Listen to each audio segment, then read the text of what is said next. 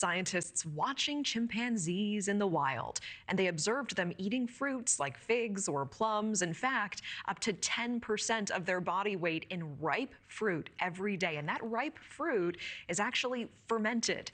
The scientists estimate they're actually ingesting 14 grams of ethanol each day. That's the equivalent of about 2 alcoholic drinks. And Alexi Morrow is the lead researcher at UC Berkeley, and he joins us live. Alexi, thanks for joining us on this. What does this mean? Are chimps actually getting tipsy on purpose?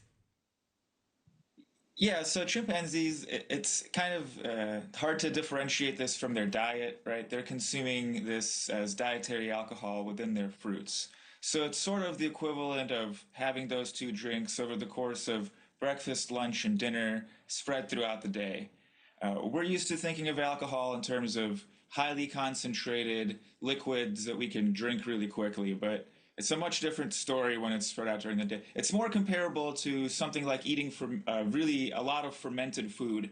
Things like miso, kimchi, sauerkraut, even fresh bread have some amounts of ethanol. And if we were eating 10% of our body size in fermented fruit per day, we would get similar amounts of alcohol. I see. So the equivalent of 2 drinks, but spaced all throughout the day. No one is getting blackout drunk here, it sounds like.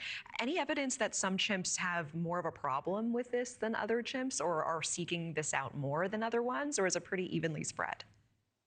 Well, this is the interesting implication of this for humans, that chimpanzees are really limited in the amount of alcohol exposure by how fast they can eat and how much of the fruit they can fit into their stomachs.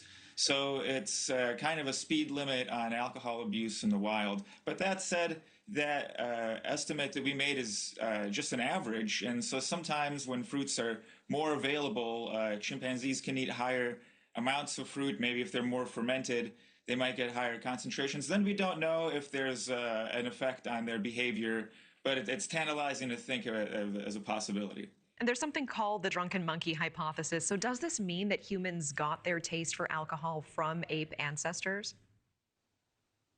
Yeah, so the drunken monkey hypothesis is basically saying that the origin of human attraction to alcohol comes from the frugivorous diet, the predominantly fruit diet of our remote ancestors millions of years ago. And it's an interesting question. How did the act of the intentional production of alcohol begin amongst humans, and what led to that? And it's still an open question of how, why, where, and when that began. And if our predisposition to alcohol from our diet, though, that part of the puzzle is solved. All right, Alexi Morrow, appreciate you joining us on this. Thank you. Thank you. Thank you for watching. Subscribe below and download our NewsNation app right now on your phone, and you will get fact-based, unbiased news for all Americans.